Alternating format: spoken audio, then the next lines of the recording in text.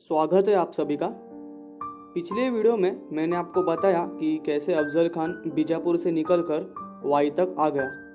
इस वीडियो में मैं आपको बताऊंगा कि कैसे छत्रपति शिवाजी महाराज ने अफजल खान का बंदोबस्त किया। वीडियो पूरा देखिए, मैं आपको सारी जानकारी दे दूंगा।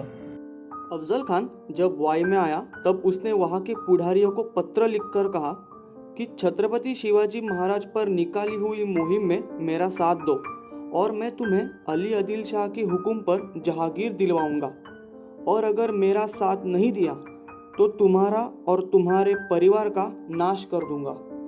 खंडोजी खोपड़े नाम का एक आदमी मान गया और अफजल खान को जाकर मिल गया और बदले में उसने रोहिड़ खोरे गांव की देशमुखी मांगी।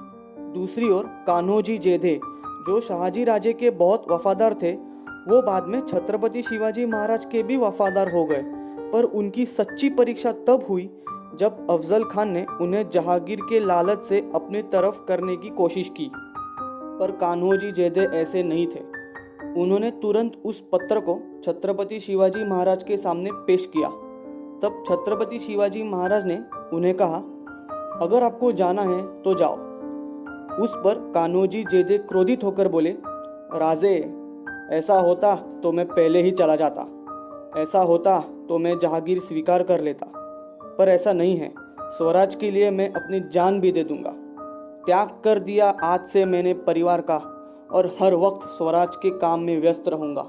कान्होजी जेधे ने अपने 5 ही पुत्रों को स्वराज के काम में लगा दिया, और फिर जिन जिन देशमुखों को या फिर पुढ़ारियों को अफजल खान ने जहांगीर की लालच दी, उन सबको एकजुट करके स्वराज का महत्व समझाया और छत्रपति शिवाजी महाराज के साथ स्वराज में ले आए।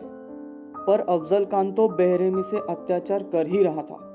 लोगों पर होते अत्याचार, मंदिरों का तोड़ना, भगवानों की मूर्ति को ठेस पहुंचाना, अपने पति को भरे दरबार में सबके सामने नीचा दिखाना और अपने पुत्र की हुई हत्या से क्रोधित होकर जिजाऊ माँ साहेब ने छत्रपति शिवाजी महाराज को कहा, जाओ शिवबा, खत्म कर दो उस राक्षस को, बचाओ अपने लोगों को और बदला ले लो अपने बड़े भाई का। अब छत्रपति शिवाजी महाराज ने जिजाऊ माँ साहेब का आशीर्वाद लिया और ये ठान लिया कि अफजल खान का विनाश तो करना ही होगा, पर जल्दबाजी में निर्णय लेने से नुकसान बहुत बड़ा होगा।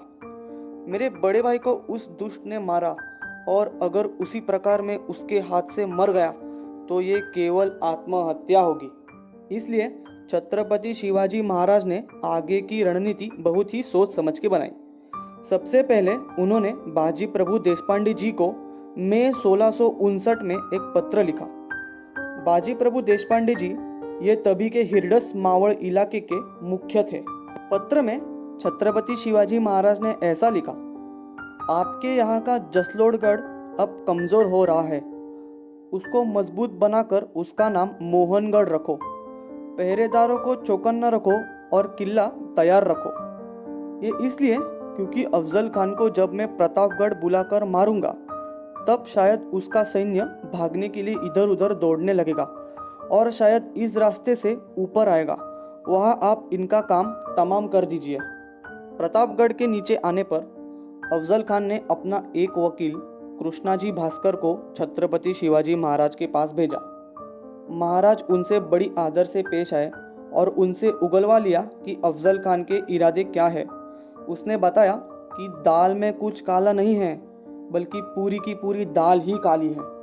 अब छत्रपति शिवाजी महाराज ने अपना वकील पंताजी गोपीनाथ बोकील को अफजल खान की छावनी में भेजा और अफजल खान के मिलने के प्रस्ताव को स्वीकारा। पंताजी गोपीनाथ बोकील इनका अफजल खान की छावनी में जाने का मुख्य कारण ये था कि वो अफजल खान की सेना बल का पता लगाए और उधर का माहौल देख ले।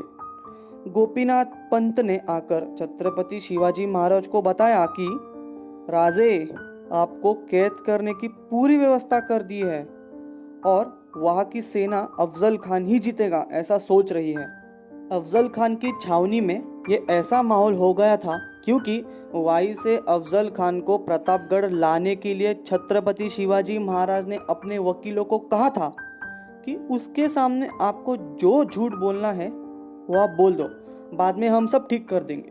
इसलिए वकीलों ने अफजल खान के यहाँ जाके पहले जो कुछ वकीली की है वो वाकई में काबिल तारीफ है। उन्होंने कहा, महाराज ने बहुत गुनाह किए हैं, इसलिए वो आपको डर रहे हैं, आपके सामने आने से भी डर रहे हैं। आपकी ताकत का अंदाज उन्हें आ गया है, इसलिए आपसे दूर है।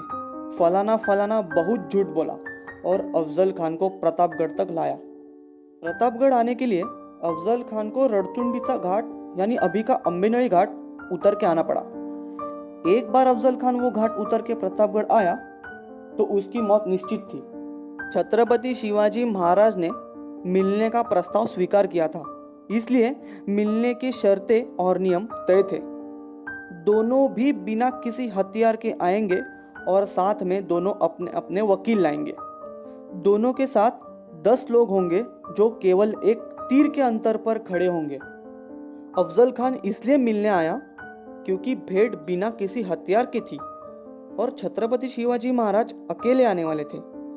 वो सोच रहा था कि छत्रपति शिवाजी महाराज क्या टिकेंगे मेरे ताकत के सामने, और आजू बाजू में मेरा सैन्य तो है ही। 10 नवंबर सन 1659 के दिन प्रतापगढ़ किले के नीचे ये भेंट होने वाली थी। अफजल खान के साथ 10 लोग थे, उनमें से 6 लोगों का नाम पता चल गया है। शंकराजी मोहिते, पिलाजी राजे मोहिते, रहीम खान, पहलवान खान, अब्दुल सैयद और बड़ा सैयद, जिसे हम सैयद बंडा भी बुलाते हैं। छत्रपति शिवाजी महाराज के साथ जो 10 लोग थे उन सभी का नाम पता चल गया है। काताजी इंगळे, यसाजी कंक, कोंडाजी कंक, सुरजी काटके, जीवा महाला, विसाजी मुरुंबक, कृष्णाजी गायकवाड़, सिद्धी इब्राहिम खान, संभाजी कावजी और संभाजी करवर।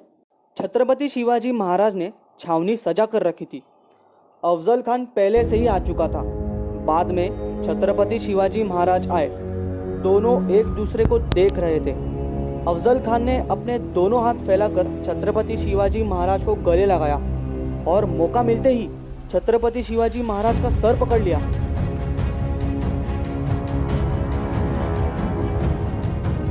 और खंजीर निकालकर पीठ पर वार ही करने वाला था कि तब तक बाहुयुद्ध में पारंगत होने वाले छत्रपति शिवाजी महाराज ने खुद को छुड़ाया और छोटी तलवार निकालकर अफजल खान के पेट में घुसा दी।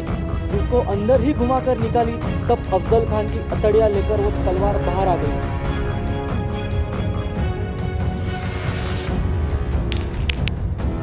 बाद में बड़ा सैयद भाग के आया। उसका वार छत्रपति शिवाजी महाराज ने उस छोटी तलवार से रोका। देखो, तलवार से ही तलवार का वार रोका जाता है। महाराज उसको मारने ही वाले थे कि तब तक पीछे से जीवा महाला ने बड़ा सैयद का हाथ काट दिया। अफजल खान का सर भी छत्रपति शिवाजी महाराज ने काट दिया। अफजल खान के सभी 10 लोग मारे गए और छत्रपति शिवाजी महाराज के सभी 10 लोग बच गए। अगर आपको ये वीडियो पसंद आया हो तो वीडियो को लाइक कर दीजिए और मुझे कमेंट सेक्शन में बताइए कि आपको वीडियो कैसा लगा, और मुझसे कोई गलती हो गई हो तो मुझे माफ़ कर देना।